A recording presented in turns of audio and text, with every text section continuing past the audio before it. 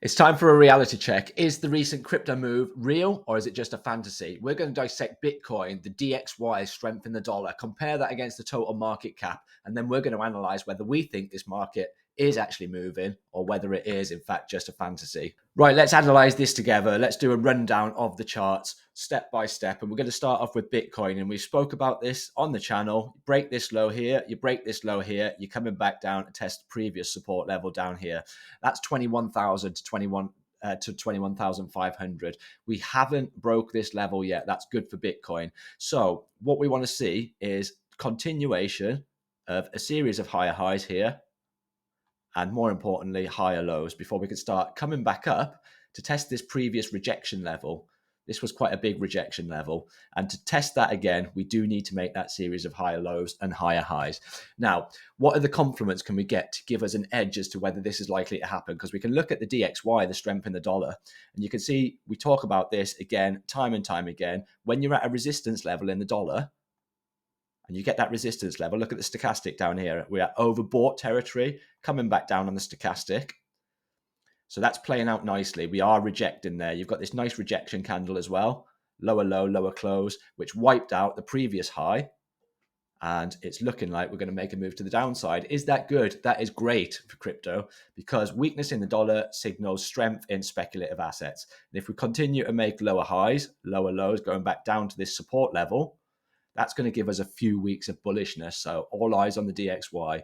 The next thing is the Bitcoin dominance, and we broke out of this range. This range held since May 2021. So the range held since May 2021. The dominance broke out of this range, signaling strength for Bitcoin.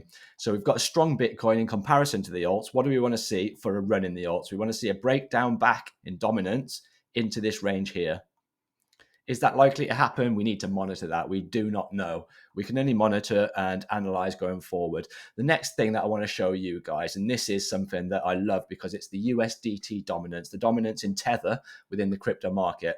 And you can see that the DXY shows strength in the actual fiat dollar.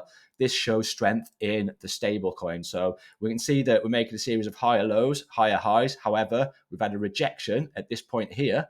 We've broken trend. We're likely to test this low. And if we do test this low, get a bounce and a rejection from this level, that is also signaling an alt pump and a Bitcoin pump.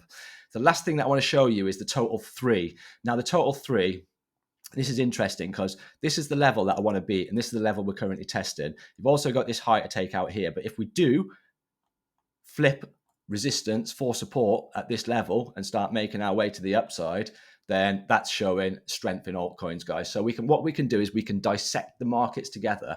We can look at different macro charts, look at different crypto charts, and then analyze what's at support, what's at resistance, and then gain probabilities from that. So another chart I want to show you is the Binance chart. Why am I showing you the Binance chart on this video? Because it's at do or die point. It's either going to pump to the upside or it's going to dump to the downside, and it's at a key area of support at the moment. If Binance drops, then it's probably going to take the rest of the crypto market cap with it.